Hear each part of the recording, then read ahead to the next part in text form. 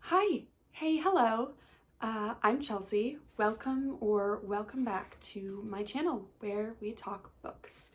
I have a very exciting video this week. I love memoirs. I am super into memoirs. I love a good celebrity memoir. So I was very excited to hear that Miss Britney Spears herself was going to be coming out with a memoir.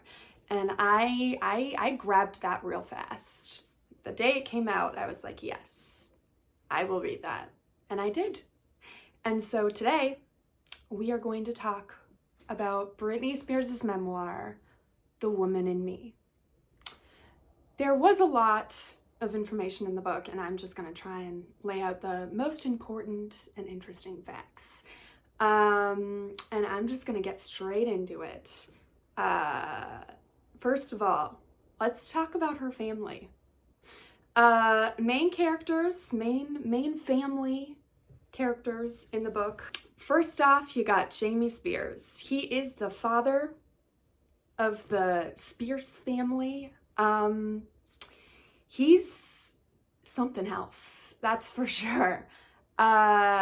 She talks quite a bit about him, but mostly, interestingly enough, mostly later on in the book, he was more part of the conservatorship part of Britney's life. She said that, when she was younger, he was not super involved. He was a bit of a drunk. He had a lot of failed businesses, failed ideas, and he was kind of just there in Britney's life for the money and for the control. But we will talk more about the conservatorship later. Next up, you got Lynn Spears, who is Britney's mother.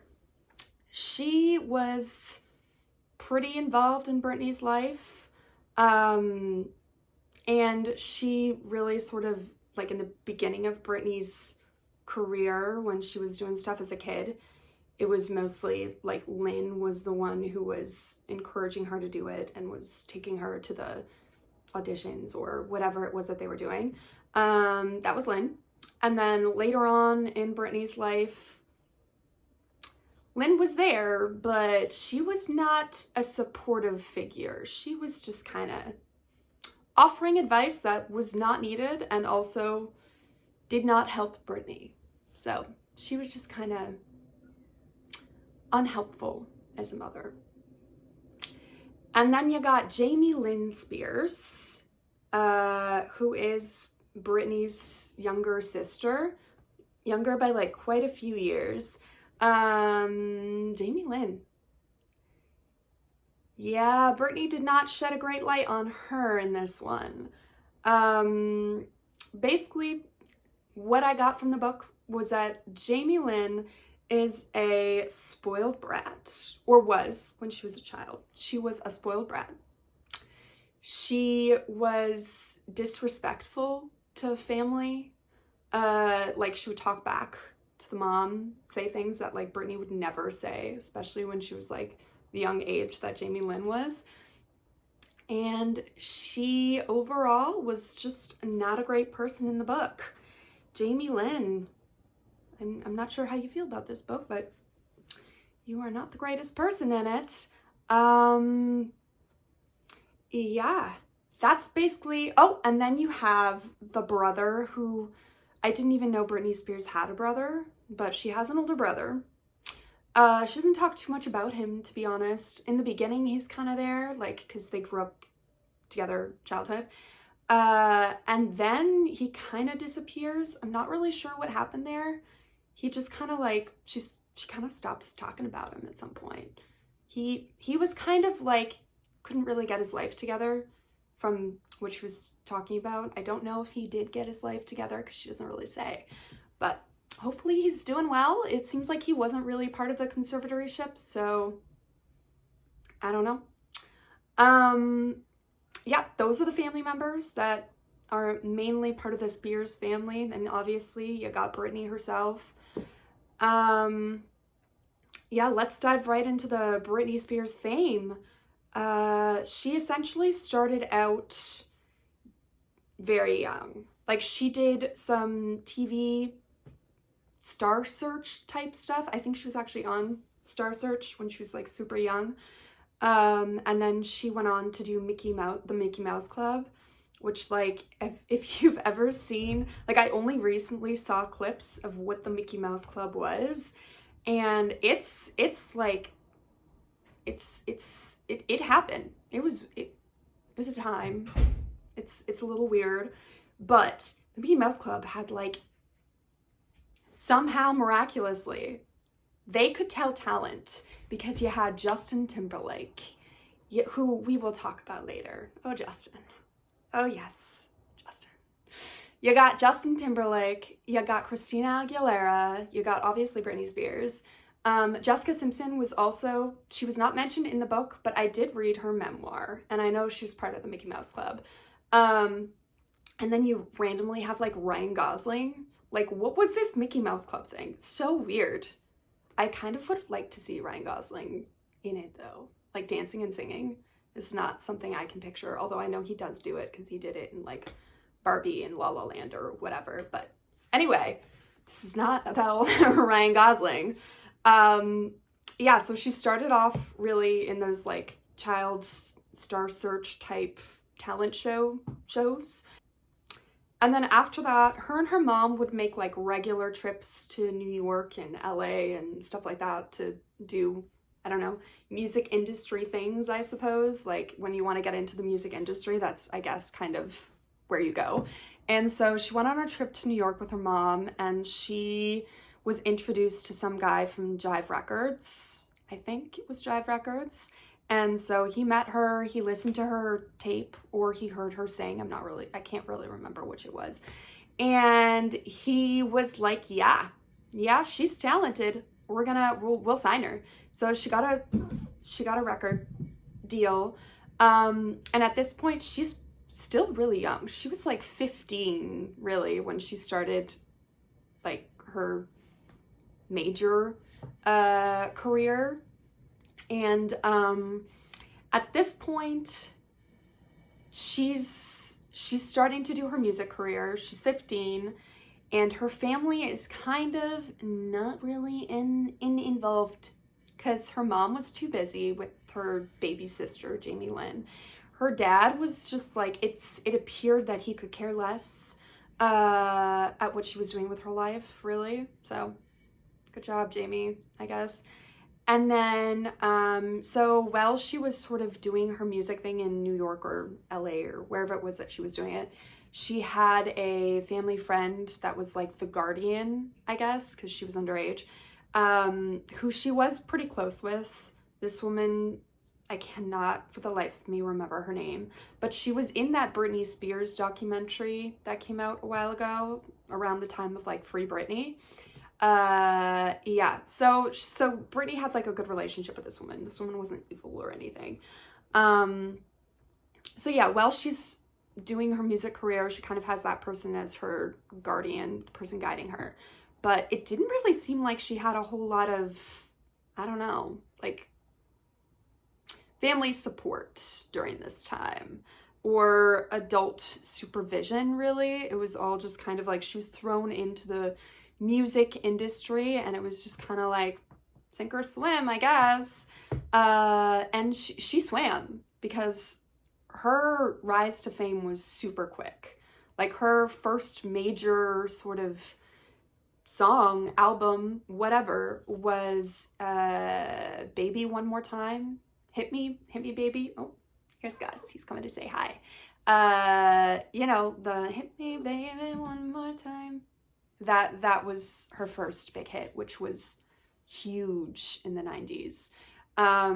So her rise to fame was really quick. And sort of from there, people loved Britney Spears. She was everywhere. She was, you know, doing a lot of commercials. She was putting out music everywhere. She was on tour.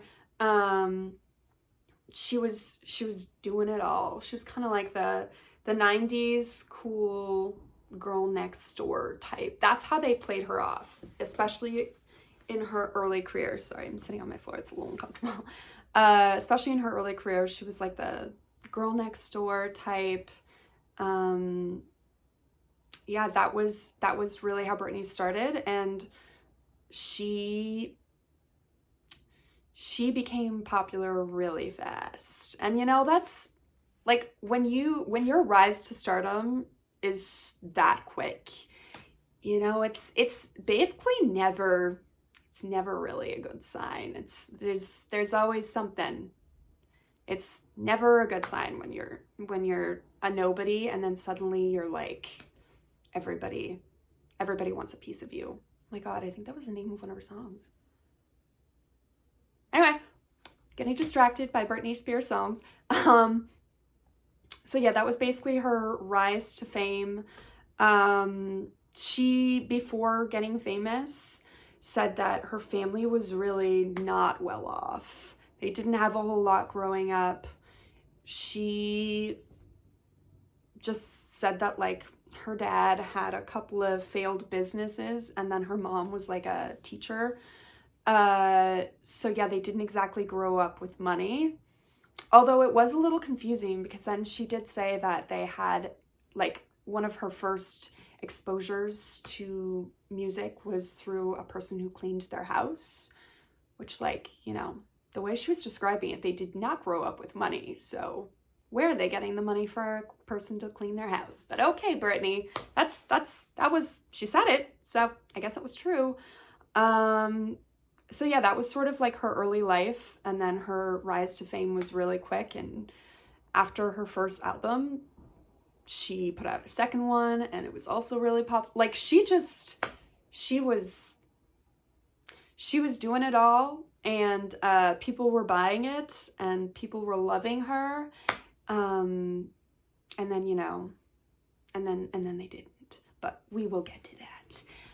Next, I'm going to talk about her relationships.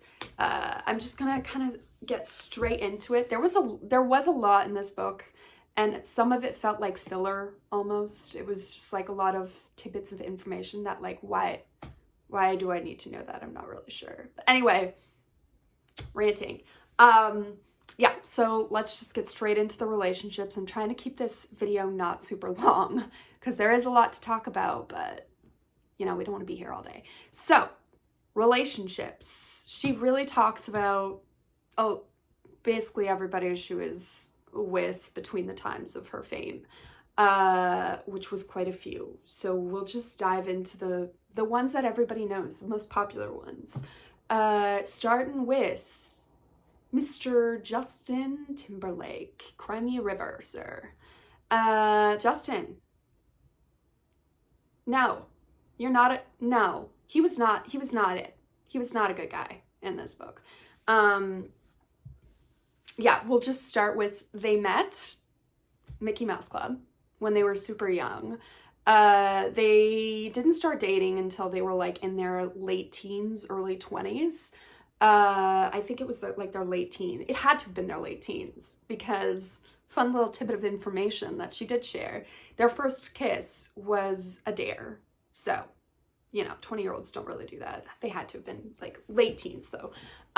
Their first kiss was a dare, and I thought this was so funny, but the song that was playing was Janet Jackson, which, you know, considering Janet Jackson, Justin Timberlake, the whole Super Bowl wardrobe malfunction, I thought it was kind of funny that their first kiss was to a Janet Jackson song. It's like full circle, you know? And so yeah, they start dating, and they're both at this point sort of like their rise to fame is pretty, it's like he's in NSYNC and she's had her album out, and so they're both pretty, they're popular celebrities at this point, or their fame is rising. She's probably more popular than he is, perhaps. But anyway, so yeah. So he's in NSYNC, she's Britney, and they start dating. They are like the couple. They are like the Angelina Jolie, Brad Pitt, like, you know, Kylie Jenner and whatever his face is, Timothy Chalamet, they're like that. They were a big deal at the time. And she just sort of talks a bit about like, just little tidbits of information about Justin Timberlake. And I listened to I listened to the audiobook. And I'm not sure if you're up with the social media about Britney Spears' book, but Michelle Williams was the one who read her book. And let me tell you, she did a great job of imitating Justin Timberlake. Because there is a scene, oh my god, it was so funny. There's a scene where Justin and Britney are walking down the street and they run into a hip-hop star named Genuine. And Justin is very excited. And his reaction is, yo, for shizzle, Genuine. Like, he just goes on a, you know, like, Justin, what are you doing? What are you doing? But she said he did that. And Michelle read it really, she did. It was gold. She did a great job of making him seem like an idiot. And so did Britney throughout the whole book. So good job, girl. But yeah, apparently, according to Britney, NSYNC was more like of a hip hop band. I mean, I just thought they were Backstreet Boys 2.0, but apparently they were like in tune with black music. I don't know. That's not how I saw it. But then again, I was like, you know, super young and I was not really thinking about that kind of stuff at the time. So anyway, that might explain the Genuine thing. But yes, Justin Timberlake was not, I mean, their relationship in general was pretty toxic, I would say. Wow, I'm using a lot of her songs to describe her book. But yes, it was a toxic relationship from what I could tell. Although she did say there was she did love him. There was a lot of love for him.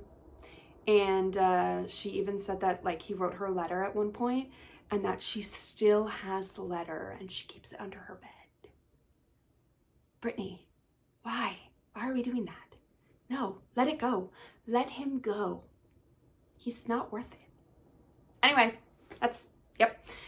But he gets shittier because then as they're dating, she falls pregnant. Yeah, as you know, it happens. But when you're a pop star and you're like on your rise to fame, it's not great. And so he finds out and he's like, no, I don't want that. He doesn't want kids, is what he says. So he essentially convinces her to get an abortion, even though she's kind of like on the fence about it. She doesn't really want to, but she doesn't really have much of a choice. They were like super young and her family were not going to support her from what I could tell from the book. They didn't seem supportive of it. So she felt like she didn't really have another choice. So she got an abortion, but she could not do it in a hospital. Oh no, because then the media would find out and they don't want that. So she did a home abortion, which was like some pills, which sounded horrible. Like she was in so much pain and then she was grieving the loss of the child and it was just like, it sounded horrible. And then Justin, shortly afterwards, breaks up with her through text.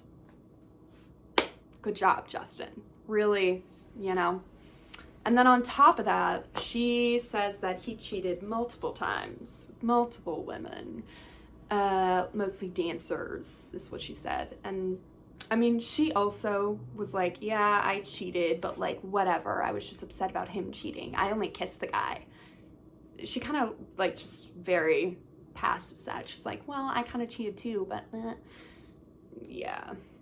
Anyway, overall, their relationship was not great. I mean, there was love there, but like nothing else was good about it, really.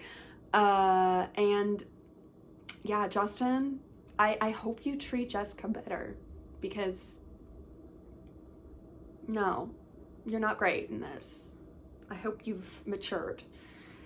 Anyway, next relationship, next up, next to the batter up is Mr. K-Fed.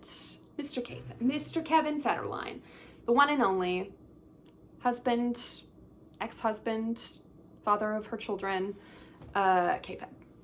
So they meet not long after she ends the relationship with Justin. And I cannot remember where they met. It was like a random meeting. But they met, and it was like an instant connection for her. She said that, you know, she was really upset about the breakup with Justin, and her family was sort of MIA, surprise. And she was just kind of feeling lonely at this point. And he was there. And she said he held her like she hadn't felt held in years. So it was immediate connection. And so, yeah, they start dating, and then not very long after they start dating, they decide to get married because, you know, she's in love. They're in love. It's love. And then not very long after that, she falls pregnant with her first son. I cannot remember either of her sons' names. I'm sorry. Sean Princeton, and I don't know what the other one's name is. But anyway, she falls pregnant, and they're like one little happy family. It's fine. At this point, she's taking a bit of a break because, you know, she's got a baby now. And then, like, 3 to 6 months later, she gets pregnant again. Like, wow, I cannot imagine. She said she was like pregnant for 2 years straight. I mean, the math doesn't really add up there, but that's probably how it felt. But yeah, so she was pregnant for a second time. Well, she has another child under the age of 1. At this point, Kevin is trying to start his own music career. He wants to be a hip hop star. He wants to be the next Eminem. And to that, Britney is like, bless his heart. She literally said that. Bless his heart. Which is, I think, kind of a dig. But anyway, she thought it was great. She was like, great, Kevin, follow your dreams. And then she decided to help him a bit. And she was like, let me introduce you to some people in the industry. He ended up hiring some of the people that used to be on her team, like a manager and stuff like that. And so here she is, she's got a baby, and she's pregnant with her second baby, and Kevin's like starting his music career, and all is fine and dandy until he starts, you know, he's around less because he's in the studio, he's doing music things, I don't know. And then she tries to visit him at the studio, and he's like, no, don't let her in. He doesn't let her in. She's got a baby, and she's pregnant with his second kid. And he's like, I don't have time. I don't have time. Come on, Kevin. Anyway, the relationship does not end well. She essentially divorces him because somebody was like, if you don't divorce him, he will divorce you, and it'll look better on you if you divorce him first. Because he like doesn't talk to her, he doesn't see her or the kid because he's too busy with his career, which went nowhere. So great, Kevin, great decisions. So yeah, they get divorced, and she's pretty upset about it. She's pretty devastated. She thought this was going to be her person. That's why she got married to him. That's why she's got 2 kids from him. And she's pretty low. Her life is pretty not going great, you know, her love life at least. So and then to add to all that, he will not let her see her children. He'll have them, and then she'll go to pick them up, and he'll be like, no, you can't. You can't have them. What? Kevin? Like, he said that she was unstable, that she, like, you know, was doing yada, yada, yada, all these things. And to be fair, she was pretty depressed from the end of their relationship, and she also had postpartum from the, like, at this point, she has a second child. So like she was depressed from the postpartum. And so she, you know, things are not going great for Britney, but the fact that she was not allowed to see her children devastated her. Like that sent her on an absolute spiral. That was a lot of, you know, like when she dyed her hair black, like there was a lot going on at that point in her life. And, you know, when she shaved her head, she said she was going through a lot. And a lot of that had to do with her breakup with Kevin and not seeing her children. And at that point, her aunt or something had died, which really affected her. And I mean, she did talk a bit about the head shaving, and it was kind of confusing, if I'm being honest. She said that she did it because everybody always told her that her hair was so beautiful. She was so beautiful with her beautiful blonde hair, blah, blah, blah, blah, blah. And it sounded like it was like a control thing. She was like, oh yeah, I'm so beautiful, but she was depressed, so she shaved her head. It was kind of like a screw you type of thing that she did. Sorry, the cat has a lot of energy. I just got home from work. So yeah, that was kind of the end of the relationship with Kevin, and she's basically spiraling. And to make matters so much worse, the media, the paparazzi, the society in general was horrible to her, especially at this time in her life when she was just sort of like spiraling. She was not well. And I don't know if it's people love to see just the rising star fall flat on their face. People love it. People eat it up. And so the paparazzi, the media, just everyone is all over her. I mean, like at the beginning of her career, everybody loved her. Everybody told her how great she was. Everybody told her how beautiful she was, how much they love her. And now people are just like judging her for being a bad mom, for wearing slutty clothes. Like, you know, she was just wearing like midriff, you know, like showing off what she had. Like, okay, everybody, all the pop stars did that in the 90s, but she was particularly, yeah, they particularly did that to her. And then paparazzi was just constantly hounding her all the time, always in her face, always like stalking her essentially. And then you had interviews like Diane Sawyer. Diane, I don't know where you are right now, but I hope you're in hell, because you're not a nice person. Like if Diane had done that interview today, like in today's society, she'd be canceled. She'd be done. She was so mean to Britney. So she was so judgmental. She judged her for everything that she did, essentially. And then she has the audacity to say, "What did you do to Justin Timberlake to make him write that song, Cry Me a River? What did you do, Britney?" Diane, I know you're a journalist, but you are taking your job too seriously. She's a pop star. She is not some politician who has some scandal.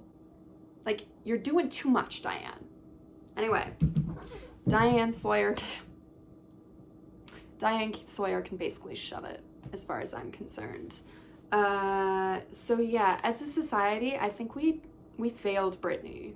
We just let all this happen. We knew that she was so not doing well mentally. She was clearly just like depressed, and something was going on. And instead of people reaching out and trying to like help her out, people just were cruel. They made fun of her. They judged her for it. They thought it was like a funny joke that she shaved off her head in some crazed, you know, like there are photos of her holding her kid just like bawling. How did people think that was okay? I don't know, but they did. And it was all part of just her downfall and her mental health, and her just not being well. Next, let's just get straight into the conservatorship. So the way this worked, because Britney's mental health was not well at this point, she had been hospitalized a couple times, never by her own sort of, as far as I could tell, never by her own decision. She was always like I don't know what it's called in the States, the 54, 87, whatever that is, the like involuntary hold. was mostly what she was put on a couple times throughout this time in her life. And she was also, like, she had an addiction to Adderall, which she said made her feel better, but like, I don't know, Adderall, I thought that was just for ADHD, but she was abusing it apparently. And so yeah, the conservatorship went down really weird. It's like her mom called her, and her mom is like, Britney, the police are after you. Like, this is literally something out of a movie, I swear. The police are after you. You need to come to my house, or like come to wherever I am right now. And Britney's like, what did I do? I didn't do anything. Like, yeah, I've been kind of a wild child. I'm addicted to Adderall. I'm doing things I probably shouldn't be, but nothing that would require like cops. And so she's kind of freaked out, and she goes to her mom's, or wherever her mom is, and SWAT is like circling the place. There's helicopters, there's all this stuff going on. So they take her, they hospitalize her, and this time it's more than just like the 74-hour hold or whatever it is. And through this, because at this point she'd been hospitalized a couple times, her parents, this is where Jamie really comes in. He sort of steps in. He's been out for a while, you know. He steps in and he puts a conservatorship on Britney. They put out 2 conservatorships. They put out one conservatorship like on the person, so they get to control everything she does, every decision she makes as a person. And then they also put out a conservatorship of the estate, which is basically all of her business. Yeah, they get it. They do it because they state that she is not mentally capable of making her own decisions, financially, just any decision in her life. Apparently she just cannot, because she is so unwell. They do it. And it's weird because they put the conservatorship on, and then throughout this time, very shortly after, she's doing things like making music, going on tour, going to do the Vegas residency, doing all these things related to her pop starness. It's a little weird. Like, this is somebody who is incapable of controlling their own life, but they're capable of doing all these really stressful and high, you know, like just really stressful things. Something doesn't add up there. 1 + 1 does not equal 5. You know what I mean? Like, it's weird. Anyway, they are able to do the conservatorship. They are able to control everything in her life, her personal life. They control her diet. She was only allowed to eat chicken and canned vegetables for years. Like, all she wanted was like a piece of cake. No, she could not have a piece of cake. Her father would not allow her to have a piece of cake. Any financial decision she needs to make, anything she needs to buy, she has to go through her dad. Anything, or like his team. He had a team of people that were helping him manage her. Okay, you need a team of people, but okay. So diet, medication, any medication she was on, that was controlled by her father. Workout schedule, controlled by her father. Relationships, controlled by her father. If he didn't like somebody, they weren't in. They couldn't, no. Everything in her personal life was controlled by her father, Jamie. And then in terms of work, everything was controlled by him. She didn't want to go on tour, too bad. That was his decision. She didn't want to do Vegas, too bad. He also decided, like, her creative control was also gone. He decided everything that she did. And then also, of course, obviously, he was taking money on the side. He was paying himself more than he was paying other people. He was paying himself more than he was paying her. Like, and then just the cherry on top, the fact that this conservatorship lasted 13 years. Mind blowing. Just crazy. Yeah. So that's Jamie Spears. What a great person. And then her mom, Lynn, just like was along for the ride. She didn't care. Her sister, Jamie Lynn. Yeah, these people got weird names. also just said, like, do whatever dad says. Jamie Lynn, come on. Like, Britney reached out for help, and that was Jamie Lynn's response. All right, whatever. So 13 years is a long time. And she couldn't have her own lawyer. Her lawyer was appointed by the court, and then it was controlled by her father. It was a lawyer that her father chose for her. Unbelievable. It's so surprising that like legally they were able to do it for 13 years. The courts didn't check in. After a couple of years, the courts weren't like, you good? Because I see you got new music out. You know? Like, okay. Anyway, so finally, 2021, we got the Free Britney movement. We got people being like, something isn't adding up here. She needs to be, they need to get rid of this. They need to end the conservatorship. And with that, with the support of her, you know, her fans mostly, and then she was able to get her own lawyer, thank God, after God knows how many years, and they were able to fight in court, and in 2021 they got the conservatorship removed, and Britney was freed. Yay, Britney, good for you, girl. Honestly, I really hope she's good. I hope she's okay. I hope she's living her life. Do what you want. Don't do anything anybody tells you to. Don't listen to that, because you did it for too long. Essentially, the book ends with her being like, her relationship with her family it's gone. It's non-existent.